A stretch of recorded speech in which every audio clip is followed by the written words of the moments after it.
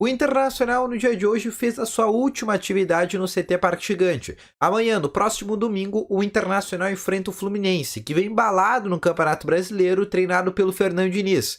O Internacional, que caso não ganhe essa partida contra o Fluminense, existe possibilidade de ficar na 8ª colocação no Campeonato Brasileiro, ou seja, podendo sair do G6. Além disso, o Internacional, que nesse momento ainda termina, nesse momento, a sua janela de transferências, mas ainda as saídas não estão descartadas. O Inter, que só nessa janela de transferências já liberou mais de 15 jogadores.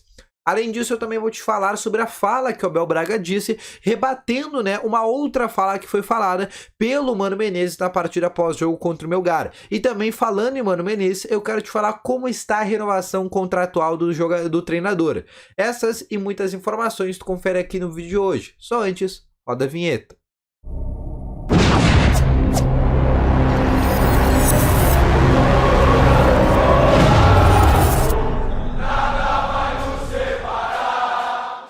Boa tarde, colorados. Vamos começar então aqui com as principais informações do Internacional. Seja muito bem-vindo. E só antes de a gente começar, não esquece de deixar o teu gostei, que é o que ajuda muito esse vídeo aqui a chegar cada vez mais pessoas. Ajuda muito no desenvolvimento e na performance do canal também quando tu deixa o teu gostei. Se tá chegando aqui pela primeira vez ou se tu já assiste os vídeos no canal, porém tu ainda não é inscrito, aproveita e aperta o botãozinho vermelho aí embaixo de se inscrever. Além disso, eu quero te falar que também no primeiro link na descrição tem um Ativo Ultra, que é o melhor estimulante para você que quer ter uma melhora na performance entre 4 paredes. Uma cápsula dura mais de 4 dias e é para homens de todas as idades. Então não perde tempo e adquira aqui no primeiro link na descrição o Ativo Ultra. Vamos começar então aqui com as informações do Internacional. O Inter, que neste sábado fez a sua última atividade no CT Parque Gigante, atividade feita pela manhã, em função do Internacional amanhã jogar, neste próximo domingo contra o Fluminense, Dia dos Pais inclusive, e o Inter que para essa partida não terá desfalques. O único desfalque do Inter, mas isso já vem sendo um desfalque crônico, é do zagueiro Rodrigo Moledo, que ainda segue com uma lesão muscular na coxa, ainda nem tem um período de volta estipulado. Além disso, o atacante Caio Vidal também é um jogador que se recupera de uma lesão muscular e também é um jogador que deve ficar de fora dessa partida contra o Fluminense. O técnico Mano Menezes que já definiu a escalação para essa partida e ele vai optar pela manutenção do grupo, ou seja, vai colocar o mesmo time que foi eliminado para o Melgar na última quinta-feira. A única substituição que possa ocorrer, mas essa seria por cansaço, é em relação a Alan Patrick, que jogou contra o Fortaleza no último domingo 90 minutos e na partida do Melgar agora nesta quinta-feira jogou cerca de 65, 70 minutos. Então é um jogador que está desgastado de certa forma fisicamente, em função dele não ter conseguido fazer a pré-temporada, em função dele ter chegado no Internacional no mês de maio.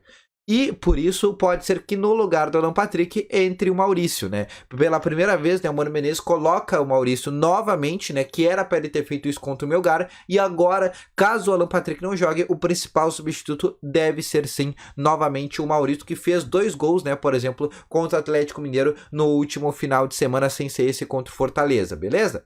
Passando para mais informações agora, saindo desse jogo agora contra o Fluminense, eu quero te falar da janela de transferências, porque muitas pessoas estão me perguntando. E eu vou ser bem sincero para vocês, o Inter não deve ir mais ao mercado. O Inter estava interessado em um zagueiro, canhoto, experiente, porém com a eliminação da Sul-Americana e o fato do Inter a partir de agora só ter uma competição, não precisa ter um elenco tão grande até o final desse ano, vale mais a pena ter um corte gasto, já que foi eliminado das diversas competições que tinham, que iam dar uma grande projeção financeira para o Inter e deixar para esses investimentos para a próxima temporada por ano de 2023. Por isso que o Inter não deve contratar mais ninguém. Se o Inter tivesse avançado contra o Melgar, tivesse ido para a semifinal da Sul-Americana, o Inter ainda ia sim fazer mais um esforço na janela de transferências.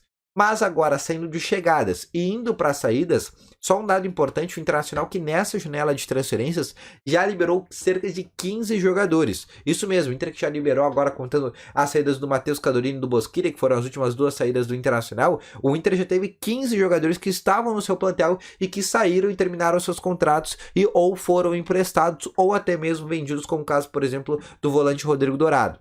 Então, o Inter ainda não para a sua saída, porque pode ser que ocorra mais uma saída até a próxima segunda-feira. Lembrando que a janela de transferências fecha segunda-feira às 6 horas da tarde. Tem hoje, amanhã, domingo, Dia dos Pais, e a segunda-feira e a janela de transferências pro futebol brasileiro estará fechada. O Caio Vidal, como é um jogador que a direção ainda quer se desfazer dele, mas ele só aceitaria jogar no futebol europeu, e aí teria a sondagem, por exemplo, do Genoa da Itália por ele, mas nenhuma proposta oficial até o momento. E como a janela tá para fechar, mas vale deixar muito bem claro, a janela quando ela fecha apenas para entradas, mas não para saídas. Ou seja, nessa próxima segunda-feira, o Inter vai fechar a janela para o Inter trazer novos jogadores. Porém, o Inter ainda pode liberar os jogadores. Como a janela do futebol europeu fica aberta até o fim desse mês de agosto, fica até aberta ali dia 31 de agosto, ainda tem uma grande chance do Caio Vidal sair, mas daí para o mercado exterior. O Caio Vidal que não quer ficar no futebol brasileiro, até porque os times que estão interessados no Caio Vidal são times da parte média baixa da tabela do Campeonato Brasileiro, da Série A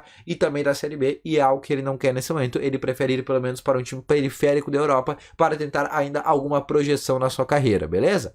Passando para mais informações agora, eu quero te falar, né, sobre a fala que o Abel Braga deu numa entrevista lá na Sport TV, onde ele estava falando sobre o pós-jogo do Internacional, e o Mano Menezes deu uma frase muito infeliz na partida pós-jogo contra o Melgar, né, onde o Mano disse que o Internacional ainda não está pronto para vencer novamente um título, sendo que o Internacional já ficou várias vezes a ponto de ganhar títulos e só não ganhou esses títulos porque nos momentos decisivos não tinham jogadores certos no qual o Mano Menezes defende, né? Ou seja, se o Inter não está pronto, é porque o grupo de jogadores não está pronto, que é algo que ele vem defendendo. Faz o menor sentido a fala que o Mano acabou falando nesse pós-jogo. E o Abel Braga discordou da fala dele, né? Falando que mesmo que isso fosse verdade, que não é uma verdade, né? Porque o Inter tem grupo, por exemplo, para ganhar no Melgar, o Inter tem grupo suficiente, por exemplo, para ganhar no Independiente Del Valle, caso esses jogos não fossem decisivos. Eu tenho certeza que se fosse uma partida normal do Campeonato Brasileiro, o Inter ia tocar 3-4-0 no Melgar, assim como fez contra o Atlético Mineiro, que não era um jogo decisivo pelo Campeonato Brasileiro. Mas quando chega nesses momentos decisivos, normalmente os atletas hoje do Internacional não têm uma mentalidade decisiva. E o que o Abel Braga disse é que mesmo que isso fosse verdade, ele não poderia ter externado essa verdade. Até porque em dado momento tu vai perder o grupo por ter falado isso. Porque se o Inter não está pronto para ganhar, não é o grupo, não é a direção, não é a torcida que não está pronta. É quem está jogando ali, é o grupo de atletas. Isso é uma falha muito ruim que o Mano acabou falando na entrevista pós-jogo. Entrevista, inclusive, né, o Mano que estava com uma renovação de contrato muito caminhado. Antes do jogo contra o Melgar, o presidente Alessandro Barcelos já disse que estava muito perto de acontecer a renovação de contrato do Mano Menezes, mas depois dessa eliminação para o Melgar, a renovação deu uma esfriada. O Inter vai esperar até o final da temporada, que eu acho que é a decisão certa, porque a gente não sabe, daqui a pouco o Mano Menezes renova amanhã e começa a perder todos os jogos até o final da temporada.